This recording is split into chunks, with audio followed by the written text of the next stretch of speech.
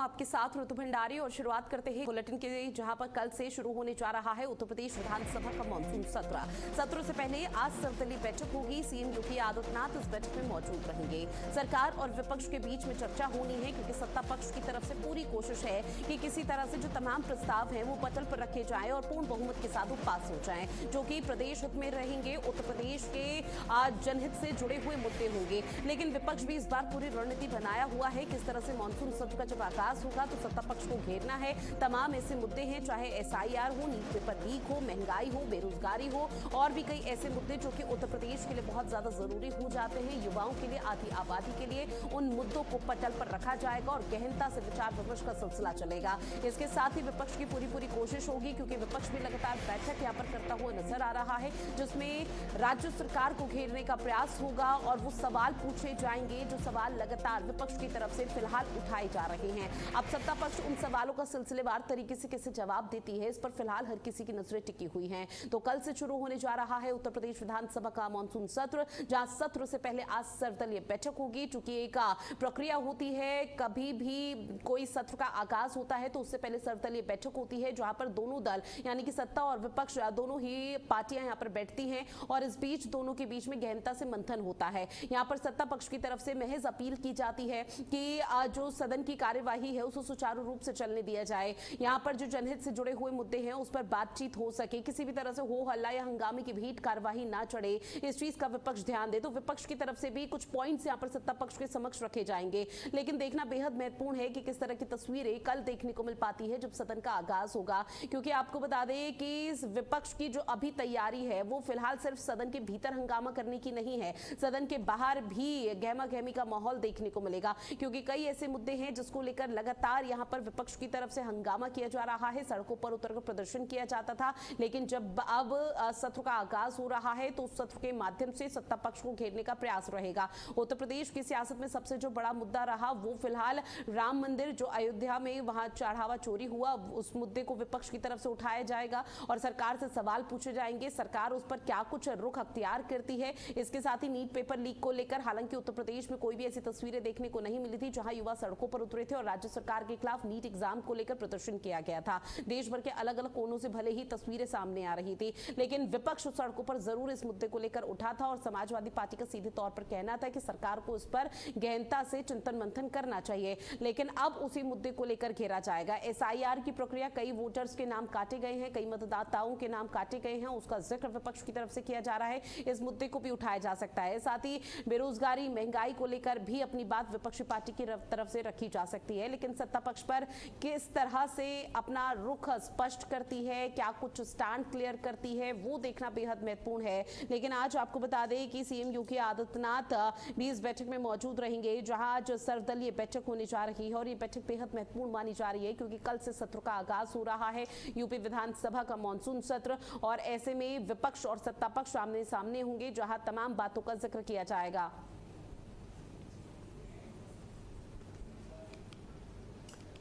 इस बीच अगली बड़ी खबर का रुख करते हुए, जहां प्रयागराज के दौरे पर डिप्टी सीएम ब्रजेश पाठक के चिकित्सक सम्मान समारोह में शामिल होंगे। अस्पताल का भी स्थलीय निरीक्षण करते हुए डिप्टी सीएम ब्रजेश पाठक नजर आएंगे।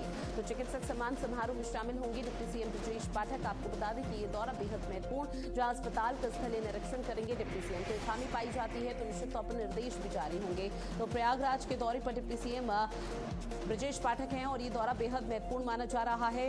आपको बता दें कि इस दौरे को लेकर अधिकारियों की तरफ से विशेष तैयारी की गई है। डिप्टी सीएम ब्रजेश पाठक का प्रयागराज का दौरा है और इसमें तमाम और भी कार्यक्रम होने हैं, जहां पर उनकी उपस्थिति देखने को मिल पाएगी। आला अधिकारी पूरी तरह से मुस्तैद हैं और ऐसे में आपको बता दें कि प्रयागराज का ये एक दिवसीय आधिकारिक दौरा है और उनके दौरे के जो मुख्य कार्यक्रम हैं उसको लेकर सबसे पहले ये बताया जा रहा है कि वो अस्पताल का स्थलीय निरीक्षण करते हुए नजर आने वाले हैं और इसके साथ ही चिकित्सक सम्मान समारोह में भी शिरकत करेंगे।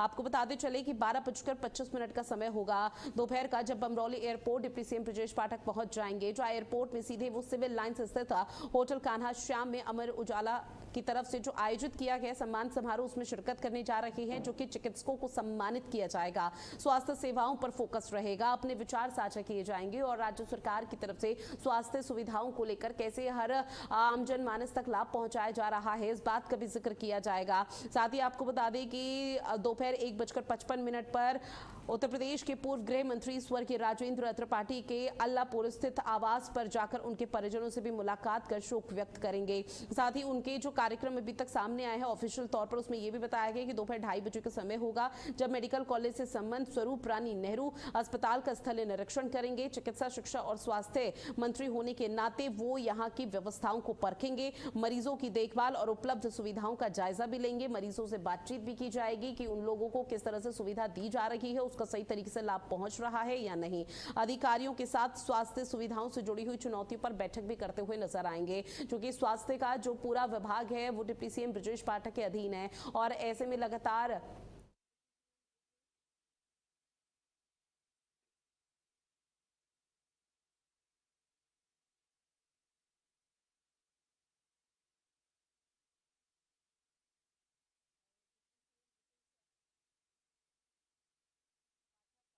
बता दें कि इस पूरे कार्यक्रम में शिरकत करेंगे, जहां पर तमाम कार्यक्रमों का आयोजन किया गया है और निश्चित तौर पर उनकी उपस्थिति बेहद खास हो जाती है। और ऐसे में जब डिप्टी सीएम ब्रजेश पाठक की उपस्थिति यहां पर रहेगी तो अधिकारी गणों की तरफ से भव्य स्वागत किया जाएगा, उनकी अगवानी की जाएगी। सुरक्षा के लिहाज से भी कई महत्वपूर्ण कार्यक्रमों का आयोजन यहाँ पर किया गया है। सुरक्षा की दृष्टि से भी कई कदम यहाँ पर उठाए गए हैं। तमाम पुलिस बल यहाँ पर मौजूद रहेगा। ट्रैफिक एडवाइजरी भी विशेष तौर पर जारी की गई है, क्योंकि आपको बताते चले कि वीवीआईपी मूवमेंट यहाँ पर रहेगा तो निश्चित तौर पर किसी भी तरह से अव्यवस्था या अनियमितता ना देखने को मिल पाए, इस चीज का ध्यान रखा जा रहा है। विनय मिश्रा मेरे सहयोगी हमारे साथ जुड़े हुए हैं। विनय, चूंकि डिप्टी सीएम ब्रजेश पाठक का प्रयागराज का दौरा है, कौन कौन से खास कार्यक्रम जहां उनकी उपस्थिति रहेगी? देखिए, बता दें कि उत्तर प्रदेश के मुख्यमंत्री ब्रजेश पाठक आज प्रयागराज दौरे पर रहेंगे। अपने दौरे के दौरान चिकित्सकों के सम्मान समारोह में शामिल होंगे। ब्रजेश पाठक का यह कार्यक्रम 12:45 पर सिविल लाइन स्थित होटल काला श्याम में आयोजित चिकित्सक समर्पण सम्मान समारोह से शुरू होगा। इसके बाद दोपहर 1:55 पर वे अल्लापुर स्थित पूर्व गृह मंत्री स्वर्गीय राजेंद्र त्रिपाठी के आवास पहुंचकर उनके परिजनों से मुलाकात करेंगे और शोक संवेदना व्यक्त करेंगे। दोपहर 2:30 बजे के करीब उप मुख्यमंत्री स्वरूप रानी नेहरू अस्पताल पहुंचेंगे, जहां वे मोतीलाल नेहरू मेडिकल कॉलेज से जुड़ी स्वास्थ्य व्यवस्थाओं, मरीजों को मिल रही सुविधाओं और अस्पताल की व्यवस्थाओं का स्थलीय निरीक्षण करेंगे। निरीक्षण के दौरान अधिकारियों, चिकित्सकों से भी आवश्यक जानकारी लेंगे। निर्धारित कार्यक्रम के अनुसार शाम 3:50 पर वे उप मुख्यमंत्री बमरौली एयरपोर्ट से लखनऊ के लिए प्रस्थान करेंगे। जी विनय, चूंकि देखिए निश्चित तौर पर उनके दौरे को लेकर लगभग सभी तैयारी हो चुकी है, लेकिन मुस्तैदी के साथ क्या कुछ कदम विशेष तौर पर उठाए गए हैं ताकि कोई भी अव्यवस्था ना देखने को मिल पाए जब डिप्टी सीएम ब्रजेश पाठक इन तमाम कार्यक्रमों में पहुंचेंगे? जी बिल्कुल, बता दें कि प्रशासन द्वारा उनकी लगभग पूरी तैयारियां पूरी कर ली गई है। उनको उनके दौरे के दफ्तर प्रशासन और स्वास्थ्य विभाग ने सभी तैयारियां पूरी कर ली है। जी ठीक है, जानकारी साझा की उसके लिए बहुत शुक्रिया विनय आपका। इस बीच एक और बड़ी खबर, दिल्ली पुलिस में बड़ा प्रशासनिक फेरबदल हुआ है। 42 एसीपी के तबादले कर दिए गए। सभी को नई जगहों पर तैनाती मिली है। जो है एसएचओ से प्रमोट होकर एसीपी बने हैं अधिकारियों के ट्रांसफर कर दिए गए। तो बड़ी खबर आपकी टीवी स्क्रीन पर, जहां आपको बता दें कि प्रशासनिक फेरबदल हुआ है और ऐसे में 42 पुलिस अफसर के नाम सामने आए हैं जिनके तबादले किए गए हैं और ये अब तक का बहुत बड़ा प्रशासनिक का तबादला बताया जा रहा है। 42 एसीपी के तबादले किए गए हैं। इसके साथ ही आने वाले समय में शायद ये सूची और लंबी हो सकती है। सभी को नई जगहों पर तैनाती दे दी गई है और नई तैनाती जब दी गई, नई चुनौतियों का सामना करते हुए दिग्गज नजर आएंगे। एसएचओ से प्रमोट होकर एसीपी बने अधिकारियों भी ट्रांसफर हुए हैं। तो ये बड़ी खबर लगातार आपकी टीवी स्क्रीन पर, जहां दिल्ली पुलिस में एक बड़ा प्रशासनिक फेरबदल हुआ है। तो ये बड़ी खबर लगातार साझा कर रहे हैं, जहां 42 एसीपी के तबादले कर दिए गए हैं। सूची आपकी टीवी स्क्रीन पर, जिसमें कई बड़े नाम सामने आ रहे हैं। और इसके साथ ही आपको बता दें कि दिल्ली पुलिस में जो ये बड़ा तबादला हुआ है उसको लेकर ये कहा जा रहा है कि आने वाले समय में शायद और भी नाम इसमें एड ऑन हो सकते हैं और भी नाम इसमें जुड़ सकते हैं, जिनको लेकर लंबे समय से कयासबाजी लगाई जा रही थी। शायद और भी किसी का तबादला हो सकता है और यह बड़ा प्रशासनिक फेरबदल दिल्ली में बताया जा रहा है। नेतृत्व परिवर्तन हुआ है। आपको बता दें कि कानून व्यवस्था को नए सिरे से चुस्त और दुरुस्त करने का हवाला फिलहाल दिया गया है और ये बताया जा रहा है कि कानून व्यवस्था पहले से बेहतर हो सके, सुदृढ़ हो सके, उसी लिहाज से इस बार ये बड़ा प्रशासनिक फेरबदल हुआ है। अब ऐसे में आपको बताते चले कि एक बड़ा फैसला हाल फिलहाल में हालांकि लिया भी गया था, जहां पर यह बताया गया था कि 1984 बैच के जो वरिष्ठ आईएएस और आईपीएस अधिकारी हैं उनके तबादले किए गए, लेकिन आने वाले समय में और भी बड़े नाम सामने आ सकते हैं जिसका फेरबदल किया जाएगा। अगली बड़ी खबर, अब बात करते हैं मौसम की, जहां देश भर में बारिश का अलर्ट जारी है। उत्तर प्रदेश समेत कई राज्यों में बारिश का अलर्ट जारी है। मौसम विभाग ने बारिश की चेतावनी जारी कर दी है। पहाड़ों पर भूस्खलन का खतरा बढ़ा हुआ है। तो बड़ी खबर, जहां देश भर में लगातार जो मौसम है वो अनुकूल नजर नहीं आ रहा है और करवट लेता हुआ दिखाई दे रहा है। अब देश भर में बारिश का अलर्ट जारी है। इसके साथ ही देश भर के तकरीबन 19 से 22 राज्य ऐसे हैं जहां पर हाल बेहाल है और मौसम विभाग की तरफ से चेतावनी जारी की गई है। मौसम विभाग ने इस दौरान तेज बारिश का अनुमान जताया है और आने वाले समय पर आपको बता दें कि तेज बारिश हो सकती है। तो देश भर में लगातार बारिश हो रही है और बारिश की वजह से देश भर में कई तरह की परेशानी आम जनमानस को देखने को मिल रही है। अब ऐसे में प्रशासनिक अमला पूरी तरह से धरातल पर मुस्तैद है और प्रशासनिक अमले की तरफ से कोशिश की जा रही है कोई बड़ी जनहानि न होने पाए और किसी भी तरह की अव्यवस्था या अंबार अनियमितताओं का न देखने को मिल पाए, इस चीज का भी विशेष ध्यान दिया जा रहा है। और मौसम विभाग की तरफ से सीधे तौर पर कहा गया है कि आने वाले समय पे जो स्थिति है वो और भी भयावह हो सकती है, क्योंकि इस वक्त असम, उड़ीसा जैसे कई राज्यों में बाढ़ जैसे हालात बन चुके हैं। जनहानि बहुत ज्यादा हुई है, पशु हानि तक हुई है और पर्यावरण संरक्षण जिसको यहाँ पर संजोया जा रहा था उसको भी बहुत ज्यादा नुकसान हुआ है। अब लोगों की जो घर संपत्ति है, दुकान है, वो पूरी तरह से बाढ़ के पानी में बह गई है। तो निश्चित तौर पर यह समझा जा सकता है कि लोगों को किस कदर परेशानी हो रही होगी। और साथ ही अगर पहाड़ी इलाकों का भी हम जिक्र करें तो पहाड़ी इलाकों में इस वक्त भूस्खलन के हालात बने हुए हैं। कई जगह ऐसी है जहां पर लैंडस्लाइड के मामले सामने आ गए हैं और इसके साथ ही पहाड़ी इलाकों को लेकर मौसम विभाग की तरफ से बादल फटने यानी कि क्लाउड बर्स्ट हो सकता है, इस तरह की चेतावनी कुछ जिलों के लिए जारी की गई है, जिसके चलते गंगा, यमुना, अलकनंदा, मंदाकिनी जो नदी है उनका जलस्तर भी चेतावनी रेखा से ऊपर बह रहा है। अब इसी के चलते लगातार प्रशासन कोशिश ये कर रहा है जो इन नदियों के किनारे बसे हुए लोग हैं या इन नदियों के थोड़ा सा दूरी पर ही सही जो गांव बसे हुए हैं उनको पहले से अलर्ट मोड पर डाला जा सके ताकि किसी भी तरह से कोई बड़ा हादसा ना हो पाए। साथ ही असम में बाढ़ और बारिशों से भारी तबाही हुई है। बाढ़ के चलते राज्य में जनजीवन अस्त व्यस्त हो चुका है। बाढ़ और बारिशों से अब तक 80 लोगों की मौत की खबर सामने आ रही है। तो असम में बाढ़ से बहुत ज्यादा तबाही का मंजर देखने को मिला है, क्योंकि असम में लगातार बाढ़ वक्त से लोगों का जनजीवन बेहाल है और असम में जो बाढ़ आई है उसको लेकर अभी तक की जो तस्वीरें सामने आई है वो हर किसी को हैरान परेशान कर सकती है, क्योंकि मौत का आंकड़ा भी लगातार प्रशासनिक अमले की तरफ से जारी किया जा रहा है और प्रशासन की तरफ से ये भी बताया जा रहा है कि अभी तो बहुत से लोग ऐसे हैं जो लापता है, जिनका कुछ भी अभी तक सुराग नहीं मिल पाया कि कहां वो इस बाढ़ के पानी में बहकर चले गए। ऐसे में अब ये तस्वीरों को आप देखिए कितना कितना पानी भरा हुआ है और ऐसे में लोगों को बहुत ज्यादा परेशानी हो रही है। अपने घर परिवार को, अपने बच्चों को लेकर वो एक जगह से सुरक्षित स्थान जाने का प्रयास कर रहे हैं। कुछ तस्वीरें ऐसी सामने आई जो कि बेहद भावुक कर देने वाली थी, बहुत मार्मिक तस्वीरें थी, लेकिन प्रशासनिक अमला, एनडीआरएफ, एसडीआरएफ पूरी तरह से मुस्तैद है। लगातार कोशिश की जा रही है कि सभी को सुरक्षित स्थान पर पहुंचाया जा सके।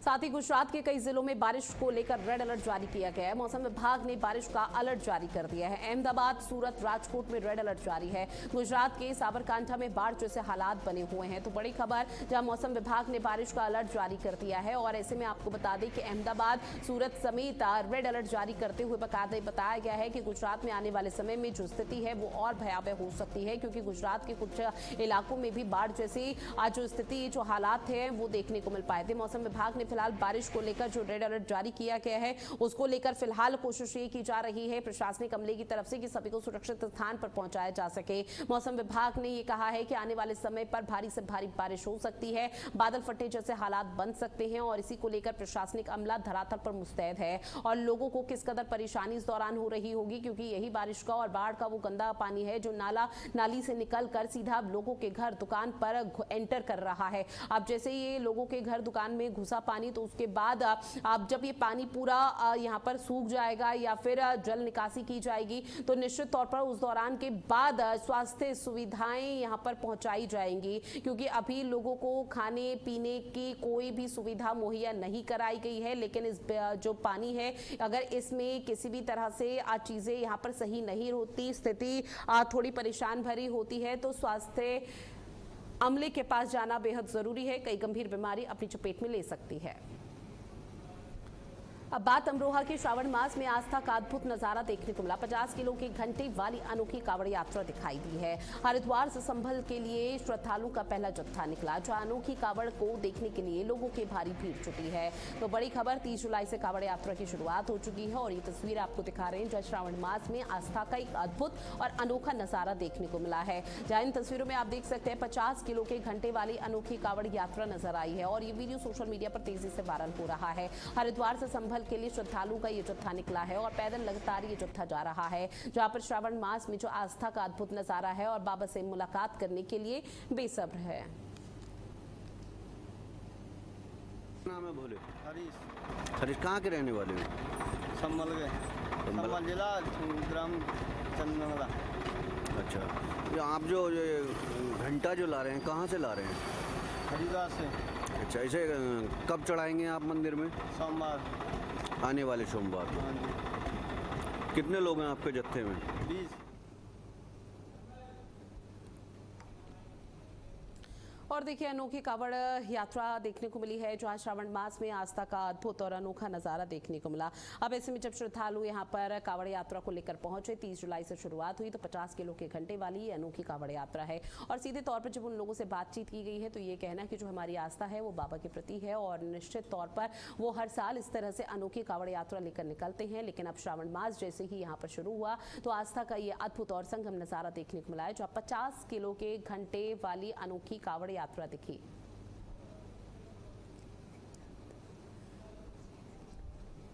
और ज्यादा जानकारी के साथ शीरब चौधरी हमारे साथ जुड़े हुए हैं। शीरब, फिलहाल देखिए श्रावण मास में आस्था का अद्भुत नजारा, जहां 50 किलो के घंटे वाली अनोखी कावड़ यात्रा जो कि चर्चा और आकर्षण का केंद्र बनी हुई है, फिलहाल क्या जानकारी? जी बिल्कुल बता दें, श्रावण मास में शिव भक्ति का अद्भुत और अनोखा नजारा जनपद अमरोहा के हसनपुर में देखने को मिला है, जहां हरिद्वार से पवित्र गंगा जल लेकर 20 कांवड़ियों का जत्था संभल के लिए रवाना हुआ। लेकिन इस बार ज्यादा आकर्षण का केंद्र इसलिए बना क्योंकि अनोखी कांवड़ देखने को मिली है, जिसमें 50 किलो का विशाल घंटा लगाया गया है। हसनपुर पहुंचने पर कांवड़ियों ने बताया कि वे हरिद्वार से गंगा जल भरकर प्रजाट होते हुए संभल जा रहे हैं। उनका उद्देश्य सोमवार को भगवान शिव का विधि विधान से जलाभिषेक करना है। इसके साथ ही 50 किलो का यह विशाल घंटा भी भगवान भोलेनाथ को श्रद्धापूर्वक अर्पित किया जाएगा। निश्चित तौर पर देखिए, बाबा के प्रति जो आस्था है वो लगातार श्रद्धालुओं की कावड़ यात्रा के दौरान विशेषकर ज्यादा दिखाई देती है। लेकिन इस बीच ये भी जानेंगे, क्या इन कावड़ियों से बातचीत की गई? क्या ये हर साल इसी तरह से कोई अनोखी यात्रा निकालते हैं कावड़ को लेकर? जी बिल्कुल बता दें, अमरोहा में ऐसा हर बार अद्भुत नज़ारे देखने को मिलते हैं। इस बार भी जो ये अद्भुत नज़ारा देखने को मिला है, इसी तरह की जो डाक कांवर होती है उनमें भी देखने को मिलता है। और जो इस बार आस्था का सैलाब है अमरोहा से वो उमड़ता हुआ नजर आ रहा है। और जो कांवड़िया का ये भी कहना है, घंटा उनकी आस्था, श्रद्धा और भगवान शिव के प्रति समर्पण का प्रतीक है। रास्ते भर इस अनोखी कांवड़ को देखने के लिए श्रद्धालुओं की भीड़ उमड़ती रही। ठीक है शीरब, आपने जानकारी साझा की है उसके लिए बहुत शुक्रिया आपका। इस बीच एक और बड़ी खबर है कावड़ यात्रा से जुड़ी हुई प्रतापगढ़ से, जहां कावड़ यात्रा को लेकर पुलिस प्रशासन पूरी तरह से अलर्ट मोड पर है। पुलिस ने कावड़ मार्गों पर हेल्प डेस्क बनाए हैं, जहां जिले में 20 हेल्प डेस्क बनाए गए। 12 पुलिसकर्मी हेल्प डेस्क पर तैनात रहेंगे, जहां जिले में अब हाईटेक कैमरों से मॉनिटरिंग की जाएगी। तो बड़ी खबर, जहां पर कावड़ यात्रा का जैसे ही आगाज हुआ उसके बाद आपको बता दें कि अलग अलग जिलों में विशेष तैयारी की गई है। कावड़ियों को कोई परेशानी ना हो, कावड़ यात्रा में कोई भी खलल ना डाले, इसको लेकर विशेष व्यवस्था लगातार की जा रही है और उनके शिविर और पंडाल लगाए जा रहे हैं। उनके खाने पीने, रहने सहने की व्यवस्था यहाँ पर लगातार की जा रही है ताकि वो सही तरीके से आराम कर सके। और चूंकि अभी बारिश का सिलसिला भी है तो वहां भी विशेष तरह से तैयारी, और जहां पर बहुत ज्यादा प्रचंड गर्मी पड़ रही है वहां पर कूलर या फिर पंखे जो टेबल फैन होते हैं उसकी व्यवस्था फिलहाल की गई है। अब जिले में हाईटेक कैमरों से भी मॉनिटरिंग की जा रही है, क्योंकि कावड़ियों के लेकर भी यहाँ पर एडवाइजरी जारी की गई है, कोई भी नुकीले हथियार ना लेकर चले। और अमूमन तौर पर देखने को मिलता है कि संवेदनशील या अति संवेदनशील इलाके होते हैं तो वहां पर कहीं ना कहीं हंगामा बरप जाता है। तो इसी लिहाज से भी लगातार प्रशासन धरातल पर मुस्तैद है। 12 पुलिसकर्मी हेल्प डेस्क पर पूरी तरह से तैनात रहेंगे। कावड़ियों को कोई भी परेशानी होती है तो सीधा हेल्प डेस्क पर संपर्क अधिकारियों से कर सकते हैं। हाईटेक कैमरों से निगरानी फिलहाल रखी जा रही है इस यात्रा की। साथ ही अमरोहा में डीएम डॉक्टर नितिन गौड़ और एसपी लखन सिंह यादव ने कावड़ मार्गों का निरीक्षण किया। आपको बताते चले कि कावड़ मार्ग का जब निरीक्षण किया तो इस दौरान कई तरह की तस्वीरें देखने को मिल पाई हैं और ये जो तस्वीरें आपकी टीवी स्क्रीन पर हैं, इस दौरान डीएम ने कावड़ मार्गों का निरीक्षण किया, कावड़ियों से बातचीत की है, कोई अव्यवस्था अनियमितता न हो इस चीज का ध्यान रखा गया। साथ ही कावड़ियों की सुरक्षा व्यवस्था और यातायात प्रबंधन का जायजा लिया। इस दौरान अधिकारियों ने कावड़ियों की सहूलियत के लिए व्यवस्थाएं दुरुस्त रखने के निर्देश दिए हैं।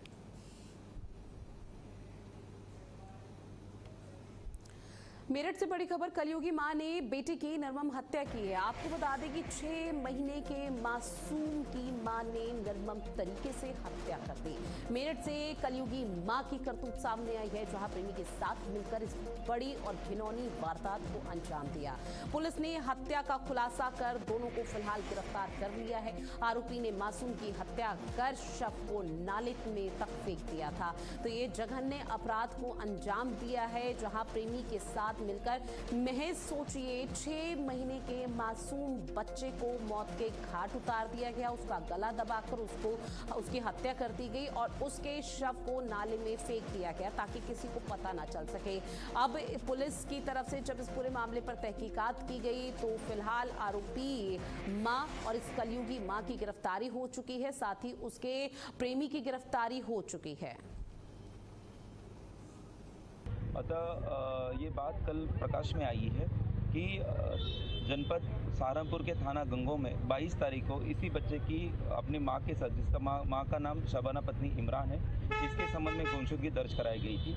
बाद में जो पत्नी है शबाना, इसकी बरामदगी भी करवाई गई थी, लेकिन बच्चे की बरामदगी इनके द्वारा नहीं हुई थी।